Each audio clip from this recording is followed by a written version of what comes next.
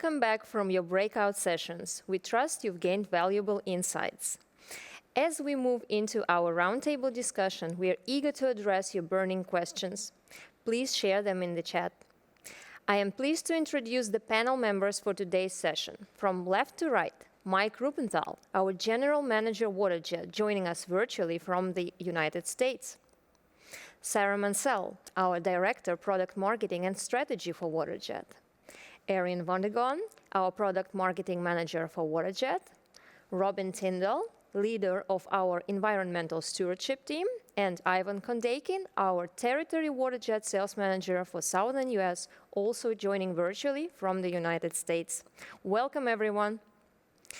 We have received some very interesting questions during the registration process, and we invite more questions through our chat feature. Today, we aim not just to answer, but to spark innovation, foster new perspectives and connections leading to solutions. By the end of this session, we hope to highlight key industry challenges. So let's kick off with our first submitted question. What are the common applications where WaterJet is used? Are there materials only WaterJet can cut? Ivan, sounds like a question for you. Sure thing. Great question. Yeah, WaterJet is, it's one of those Swiss Army tools that a lot of shops require, mainly because it can do anything and everything. One of the most common applications is obviously metal fabrication, right?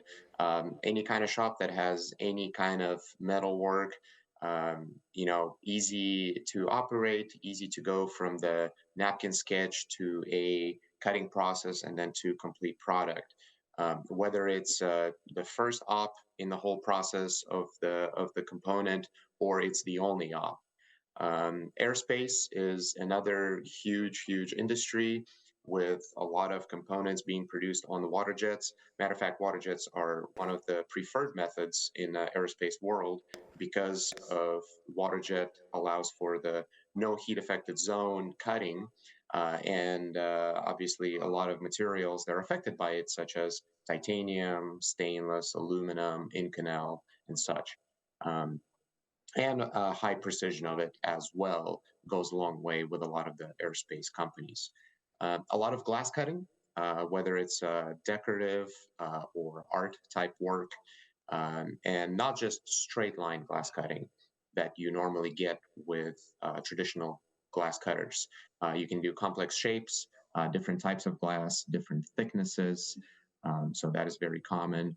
A lot of laminated glass, similar to bulletproof glass with layers, other different layers, like plastic and stuff in between.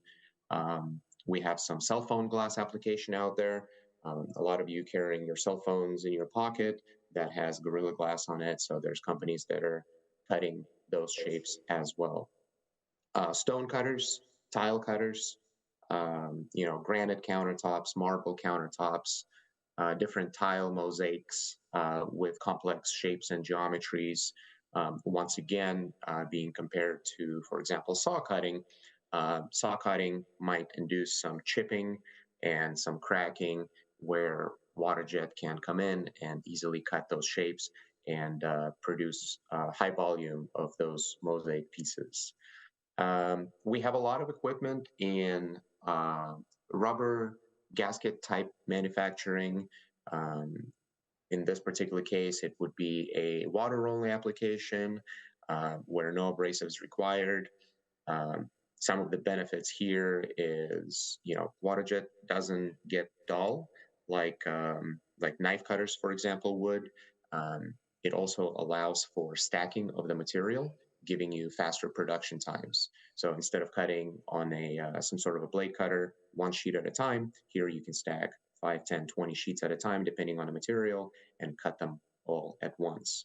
As well as foam products. So if you think about foam packaging, shadow packaging for cases for different equipment, a lot of that is done on our water jets as well. Some textiles usually would be water-only cutting. Once again, being compared to knife cutters, water jet doesn't get dull. It can do all kinds of complex forms. We have a lot of folks cutting composites, G10, G14, carbon fibers. Composites tend to be fairly hard to machine with traditional methods, dulling tooling, pulling strands out of the composites, where water jet can easily pierce them, avoid delamination, and then cut more complex shapes and very intricate details in it as well. We have some machines in food processing industry where a lot of stainless being cut, along with rubberized type belts for conveyors, bracketry, things like that, where things have to be obviously very clean, preferably with no, once again, burnt edges or heat affected zones like you would get from plasma and laser. And then, I mean, really, at the end of the day, any kind of weird material. Waterjet is not limited by what materials they can cut. So multi-layered materials, glued materials, laminated materials, all of those things is right up our Waterjet's alley. Thank you, Ivan. Very versatile technology indeed. The next one is, what are some of the important global trends that are influencing manufacturers today? Sarah, would you please take this one? Yeah, thanks, Ileana. So there are a few key macro trends that we are closely following as a global provider of industrial cutting solutions. So one of those areas is automation and digitization. So automation continues to be a necessity for manufacturers due to ongoing challenges with labor shortages. Manufacturers are looking for solutions that reduce dependency on skilled operators. Those skills can be hard to find, hard to keep, and costly. For example, solutions that allow a single operator to run multiple machines or the ability to continue cutting operations after the daily shift are the types of things manufacturers are looking for. They're also looking for improved data and insights about how their equipment is operating. So these could be things like process analytics and system monitoring that help them make data-driven productivity and maintenance decisions. Manufacturers are relying more and more on smart connected systems that self-monitor, self-correct, and enable remote troubleshooting. Another area is sustainability. We heard about that from Robin. Manufacturers are looking to reduce the environmental cost of doing business and increase output for their input costs. They're looking for increased efficiency from their cutting equipment in the form of lower power or water requirements, and of course the ability to reduce, reuse, or recycle wherever possible. So underpinning all of these are the economic and supply chain related trends that we've all experienced over the past few years and will need to continue to navigate as we look ahead.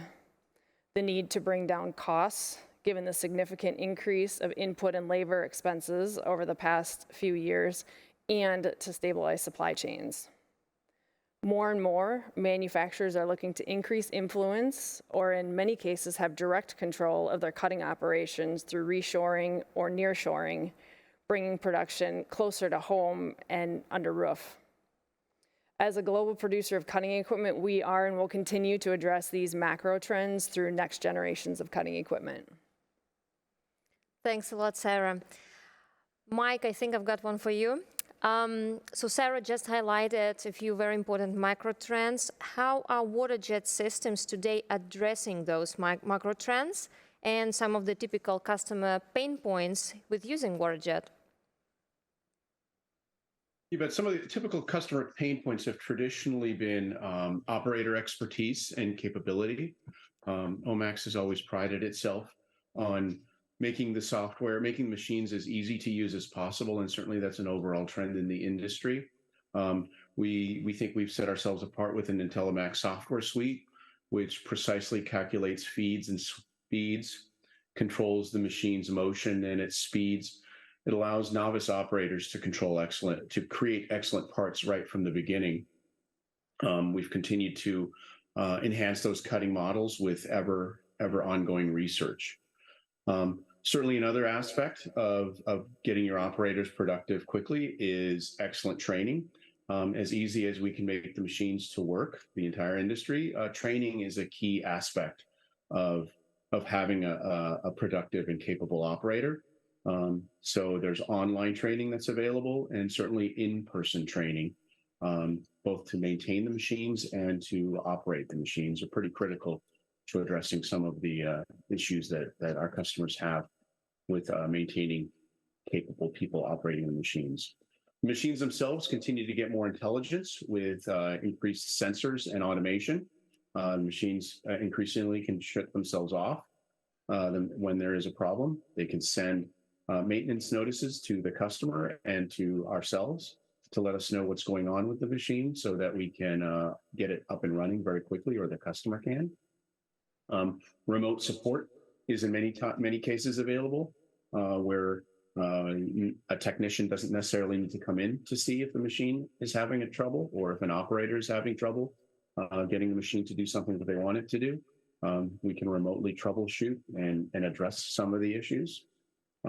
And then there are other features and aspects that we're doing to make the machines able to recover themselves by itself. For example, some new features we've incorporated, such as air sweep, which one of the issues with a water jet on occasion is the jet itself can clog. So making it unclog easily, quickly, efficiently is a key attribute. Air sweep is a new feature that we introduced. We've also introduced other new accessories, such as continuous flip feed garnet hoppers that allow us to let the machine run almost continuously. There's garnet removal systems that allow us to take the garnet out of the catcher tank without needing the interaction of an operator. And so those are some of the features that we're working on. I think some of the other shortcomings of the water jet over time have been the fact that it's been perceived as messy, both with water splash, and it's been perceived as a loud and noisy device. So we've got some attributes of our machines that minimize those impacts, such as water level control, which allows our customers to cut parts underwater. This keeps the noise down to a manageable level and keeps the splash down. We've introduced a variety of application-based splash shields over history. Based on what it is that's being cut, we have different splash shields that help keep that mess down and the splash down. And then lastly, the software that I keep talking about, that is a key attribute of our solution.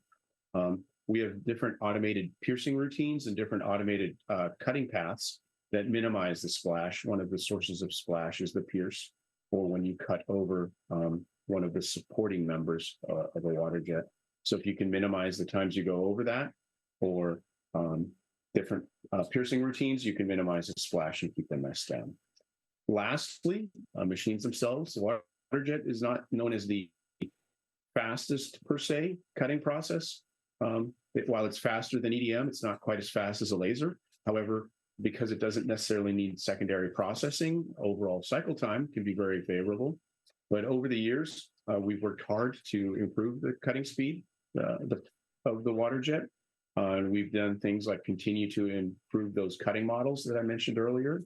Today, our machines can cut up certain parts 500% faster than they were able to cut them just 10, 15 years ago.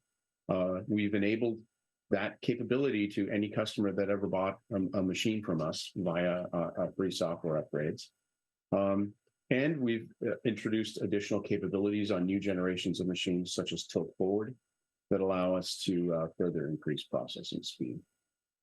So those are just some of the things that we've addressed over the years that have helped mitigate the pain points of the water jet cutting process, and I think address some of the needs that manufacturers today are facing. Thank you so much, Mike. Got a question for our environmental expert, Robin. Are there any challenges or trade-offs associated with water jet cutting in terms of sustainability that organizations should be aware of? Right. So, as we all know, plasma can generate fumes when you're using a plasma cutting process, but those can be controlled and should be controlled. With water jet, you're depending on two resources, both electricity and water being available. So, of course, we encourage use of the water recycling system. You can filter, cool, and reuse your water. And as I mentioned in my previous session, there's a risk when your water use is constrained and you aren't able to get the inputs of water that you need. But then there's also a risk if there's too much water in your environment, or the water table is too high, or the infrastructure can't handle water due to a flood.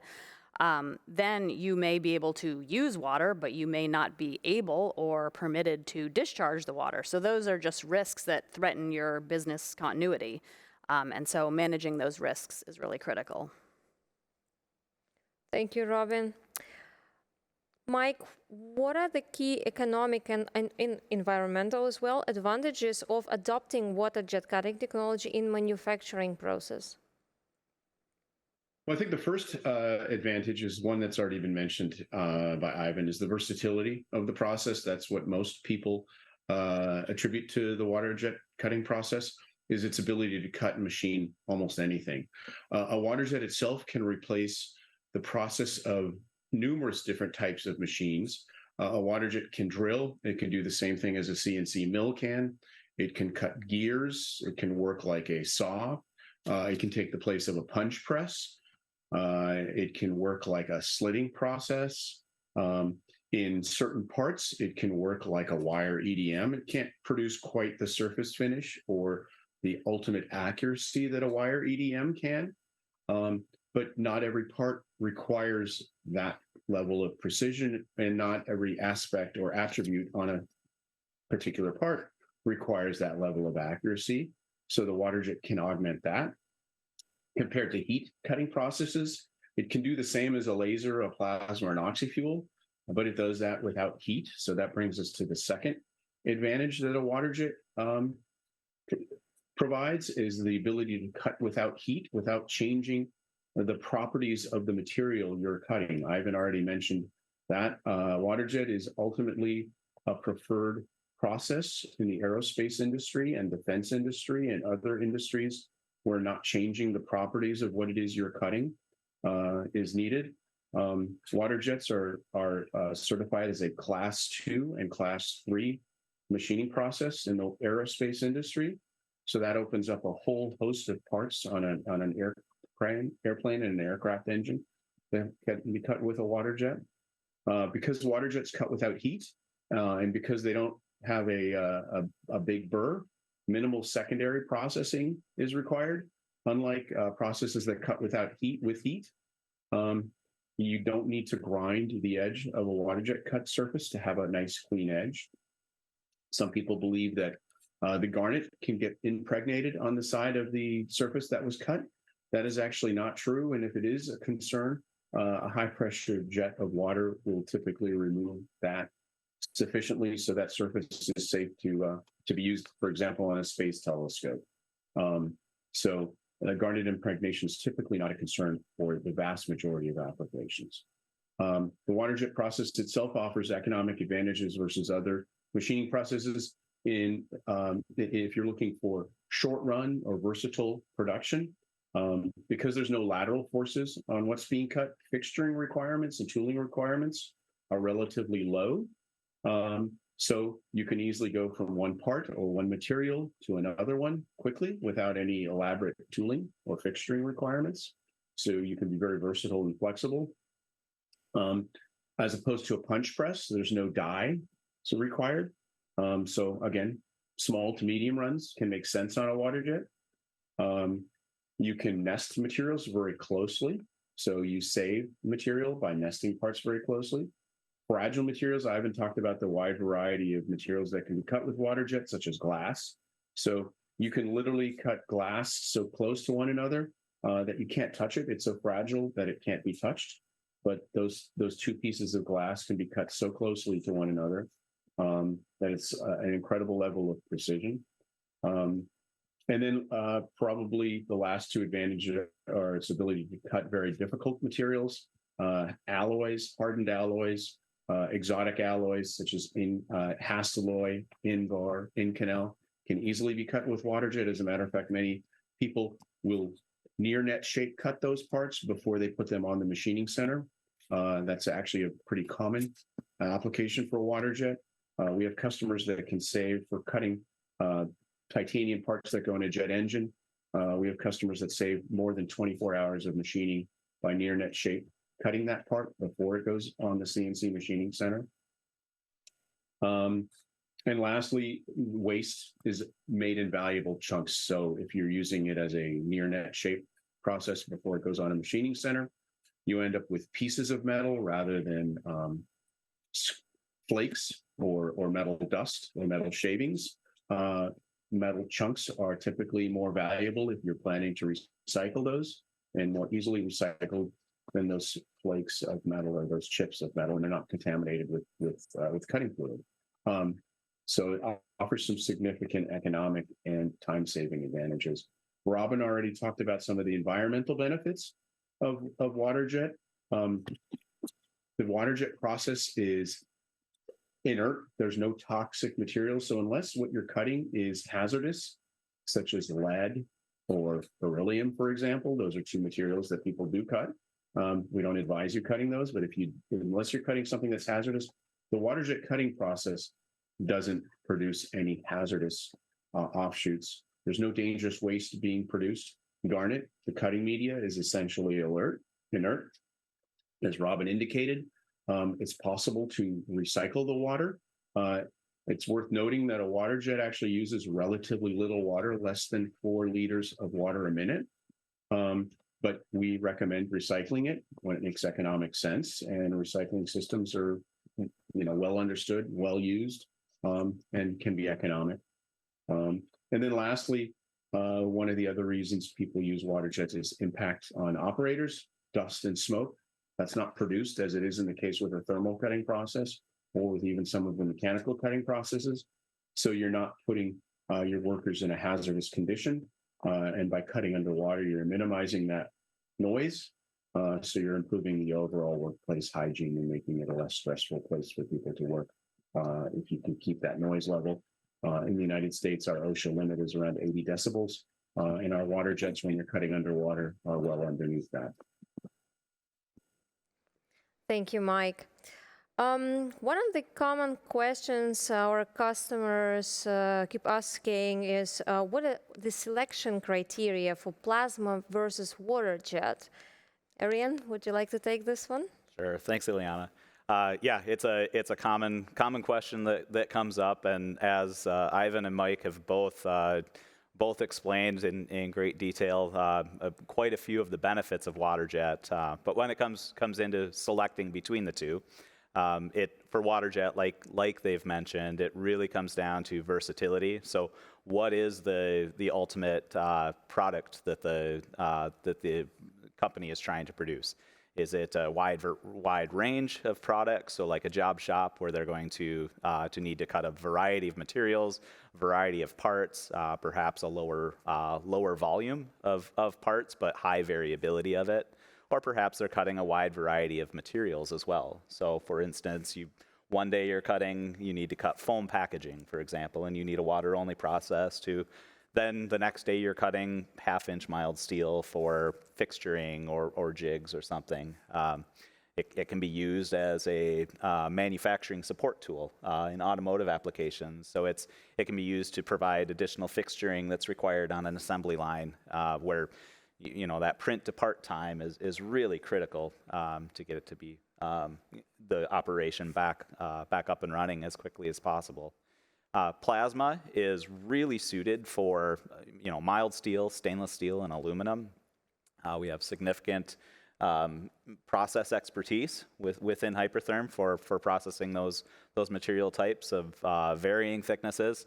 If you're cutting high volumes of parts within those material types, then plasma may be the better option for you, particularly if that's really what you're focused on, and it's in that range up to about 2 inches. But when you are starting to cut thicker materials like that, you can start to assess whether a water jet would be more suitable for that application. They can also be complementary as well, which can help.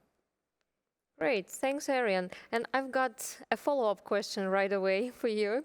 So what would be then the selection criteria for laser versus water jet? Can these technologies be at all complementary, or are they always compete with each other? Sure.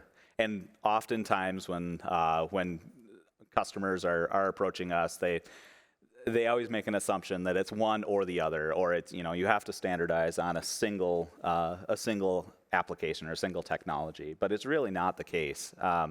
Well, a lot of customers may start off with a water jet and they cut, whatever their production needs are at that time.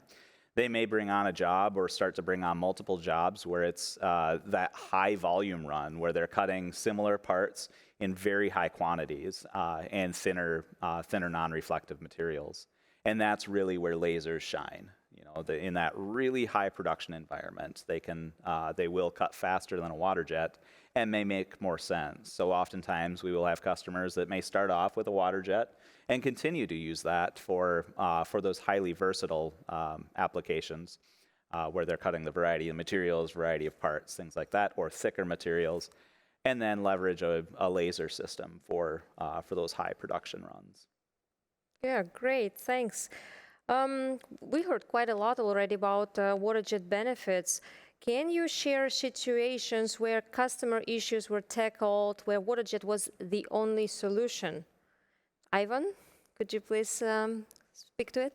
Yeah, sure. There's probably one too many to talk about, but a couple that come to mind. I just recently worked with one of customers in my territory where they manufacture electrical enclosures. And they had a particular run with a lot of pieces that they made for this electrical enclosure where the access door had PLCs that were installed in it. And after they cut everything, bent it, welded, painted it, they realized that the PLC that they were going to put in it was the wrong size. So they had to make the opening significantly larger. And they didn't want to scrap all 3,000 pieces that they made. So that's once again where the water jet came through. They were able to take a already powder coated, formed and welded part. They were able to put it back on the water jet, and without affecting the powder coating and without the need to clamp things or put them in a vise like you would have to on a traditional CNC mill, they're able to secure it in a water jet, come in, simply open up the opening for the PLC, and then just simply touch up the area with a paint pen where the water jet exposed raw metal. And that was it. It was a really painless process. It took less than a minute per piece to modify it. So something like this would be, it would be impossible if it was a plasma or a laser, mainly because the surface is now coated and they simply wouldn't be able to get a good ground on it. Milling is one of the ways to do it, but just the setup time, all of the vices and all of the clamping just would have made it a lot harder, and then also possibly would have affected the finish on the part. Another one that is a really good example, we have a customer that is in a nuclear power industry, and they make a component out of Inconel. It is about 100 millimeters thick, or about 4 inches thick Inconel part. They call it the spider, and it's actually used to extract control rods from the reactor, and it's a consumable part. So they go through them quite often. They have to machine a lot of them. And originally, when they came to us looking for a solution, they were spending over 28 hours on their mill machining this particular part. And as everyone knows, Inconel is very, very hard, very difficult to machine on a CNC mill. You have to go extremely slow. And especially in this particular case, the part has a lot of very intricate details, which made it even slower to machine. So 28 plus hours, we were able to blank the perimeter of the part in about 7 hours on an Omax. And then after that, it did go back to a machine shop. It did go back on the mill for additional surfacing that they had to do, but it was only 2 more hours of additional surfacing, right? So from 28 hours to combined 9 hours. was a very, very significant jump and very significant savings for this particular customer. And now they have multiple machines making just those consumable parts. So yeah, it really comes down to, you know, a simple, complex part doesn't matter. It's the imagination because of the versatility of the water jet.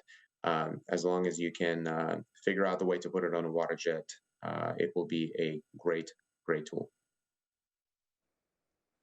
Thanks, Ivan. Great examples. Pretty impressive. So cutting speed was mentioned a few times today, right? So what are the expectations of increasing cutting speed and pump pressure with water jet technology? Arian? Liliana. Another one that question that comes up pretty much every time we talk with a customer is cutting pressure, and there's a couple different cutting pressures in the market that are fairly common, with 4,000 bar or 60,000 psi and 6,000 bar or 90,000 psi. And there's differing viewpoints with it, but when you all boil it down to the pure physics of the water jet technology and the way that that jet stream is manufactured, it really comes down to what is the power that you're drawing out of the wall. So with physics, it's impossible to generate energy through a cutting process. You're only going to be losing energy throughout that process. And so when you really look at the input power going into the system, that's what's going to dictate the maximum cutting speed. And anything from there is going to be a loss of efficiency through the different energy losses of the process. And so when you're talking about it, the really utilization and efficiency of that process is what you need to focus on. So when you talk about pressures, as you increase the pressure, the flow has to decrease, and that's through a restriction or a reduction in the orifice size that's creating that velocity of jet. As that decreases in size, your flow rate is decreasing as well, and as a result, your abrasive flow is decreasing on that. So that's one of the benefits of going up to that higher pressure is a reduced abrasive flow. But what happens when that abrasive hits that higher velocity stream? You can imagine, if you were to throw a penny onto a train track, and a train is going, 20 kilometers per hour, for example, and you throw a penny onto a track and it's going 100 kilometers per hour, that force is going to smash it even more rapidly, or throwing something in front of it and the impact of that. So when the abrasive grains impact the jet stream with a higher pressure jet, they're actually getting more pulverized and losing some of the cutting efficiency of that. Now, oftentimes that benefit is still there with the reduced abrasive flow, because abrasive is one of the most largest contributors to operating cost. But when you look at overall operating cost of the system and you factor in all of the maintenance components and the spare parts costs, the materials required to maintain and hold that pressure at the higher pressures are much more costly. So it ends up being, when you look at overall operating costs, the cost of higher pressure is often offset with that, or the abrasive savings are offset with the increased in spare parts costs. Thanks, Aaron. Very insightful. Speaking about increased efficiency and productivity, Ivan, could you please share what are some software advances that have resulted in increased productivity? Yeah, absolutely. With OMAX software, we kind of never sit still with our software, and it's been that way from day one when OMAX was founded. All the way back to the beginnings, both of our founders decided that using at that time very popular G code was not the right way to go for the water jet software, because it's a liquid tool that we're controlling, right? It's not an end mill, it's not a drill bit. It just doesn't behave the same way. So that's when OMAX IntelliSuite of software was born, and we kind of been working on it ever since, and we're continuing to optimize it and make it better, faster. One of the advantages, one of the optimizations tools is how we control our lead in and lead outs. So all of the cutting tools out there, right? Lasers, plasmas, autojets, they all have to get into the material and get out of the material, right? We have to pierce the initial hole, we will cut the perimeter, and then we have to get back out of it in a way. And that's one of the things where we learned that, a right distance for a lead in will give it either a faster pierce time or a slower pierce time. So what OMAX software will do in the background, it will look at how thick the material is, how hard the material is, what settings the nozzles is running at, what settings the pump is running at, and it will automatically either grow or shrink the lead in to optimize how fast it will punch through the material. And the same thing for the lead out. Sometimes you have to go a little bit further away from the material, not to leave a witness mark. For example, if it's a thicker, harder material. And other times, in the thinner stuff, you can pretty much stop cutting right as soon as you're done with the perimeter of the cut. So all of that happens automatically in the background, and it ends up saving time and increasing the production. Once again, going back to the fact that it's a liquid tool, approaching corners, inside corners, outside corners, radius, things like that, you have to watch how fast you go in or how slow you go in. You don't want to wash out the corners or undercut the corners. So that's where OMAX IntelliCorner optimization comes in. It will basically look at the entire part and look at the thicknesses. Once again, look at the hardness of it, and it will make its calculations. And speaking of making the calculations, all of those calculations happen before you even start cutting. As the part is being loaded, OMAX utilizes compute first, move later approach to the software, right? Where all of the calculations are not only calculated to how long it will take, but optimized to go faster and to give better precision and better finish. And then there are sharp corners, right? What do we do with sharp corners? Well, because water jet tends to lag behind as it's cutting, the jet itself tends to lag as it's cutting. Normally, you have to slow down and come almost to a dead stop before turning a sharp corner. And that's where we design corner passing, where we would actually go past the corner and in a way kind of flick the jet forward, allowing for a lot faster corner pass and sharper corner results, which is really, really cool. And all of those things are included in a software. Not only they're included in a software, our machines will come with a lifetime software updates, meaning when we come up with something better tomorrow, customers have a choice to download it, and it is completely free. We also have, in today's world where 3D programming is getting to be bigger and bigger, we offer IntelliCam, which is our 3D post-processor that will allow you to easily grab 3D models and 3D assemblies, and with a single click of a button, it will process it into a cut file that's ready to go. Making it easy, you don't have to go back to your 3D software that you used originally and extract a flat drawing out of it and then somehow process it, and just adds a lot of steps. But IntelliCam allows you to do that. It's an easy button in a way.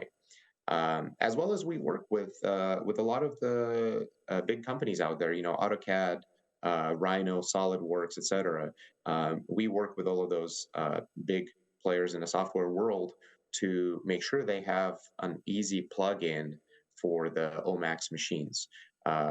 Majority of time, those plugins are completely free to those that already have those third-party software programs, and it just, once again, that easy button that will bypass a lot of extra steps and allow you to go straight from your design software directly onto the machine and start cutting accurate precision parts. Thank you for this thorough explanation, Ivan. I certainly learned something new.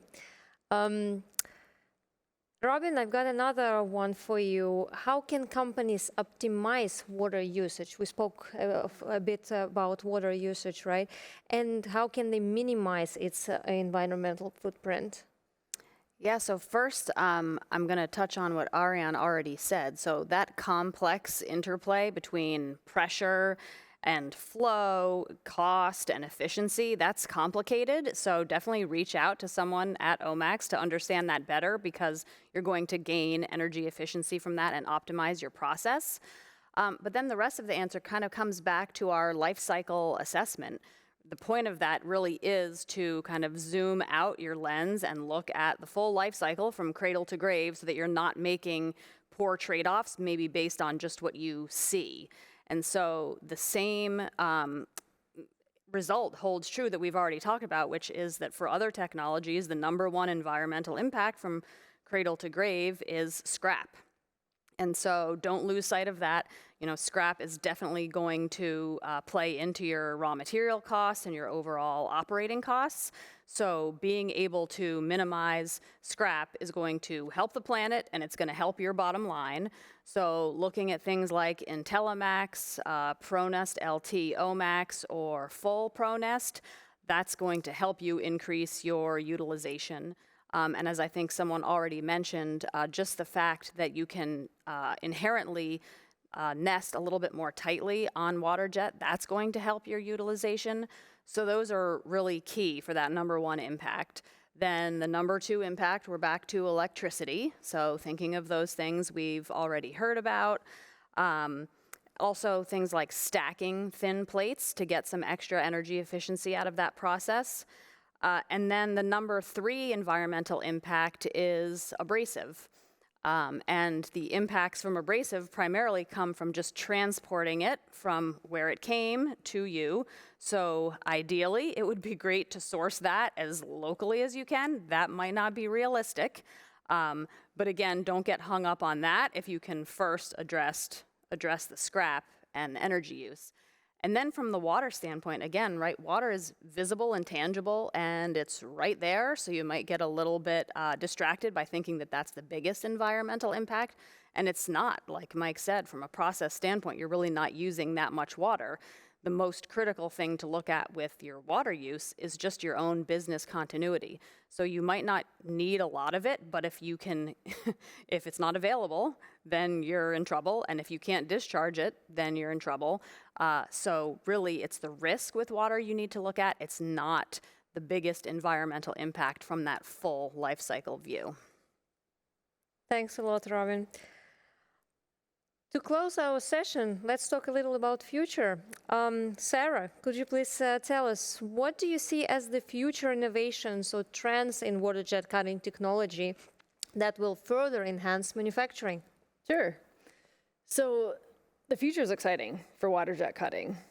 The water jet cutting systems will increasingly become more automated and easier to use, with more process capability built into the software and the hardware. And that will continue to reduce dependency on those really hard to find skilled operators for achieving the desired cutting outcomes and increase throughput of the cutting system. So what will this look like? It'll look like more process capability built into the system, enabling less experienced operators to quickly learn to operate the system, going from a print to a part in a short amount of time and cutting good parts.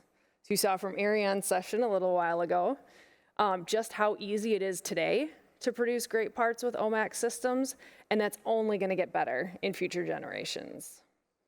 In addition, increasing automation of water jet systems will allow manufacturers to spread operators across cutting systems, helping to reduce labor costs and extend cutting time after the shift, increasing productivity of the operation.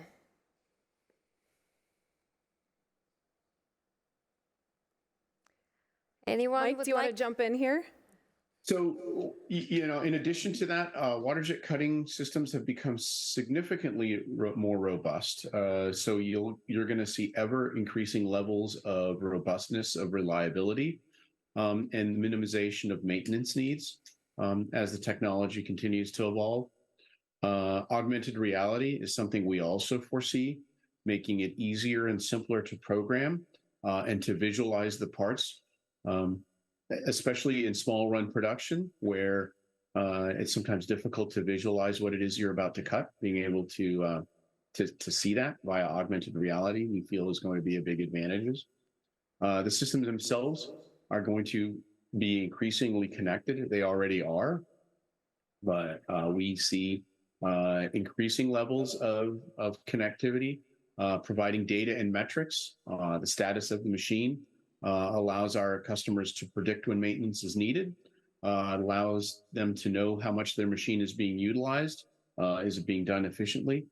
It'll be integrated with automated smart factories. We also believe that as we continue going further, machine learning will enable increasing optimization of the cutting model as well as improved diagnostics and support.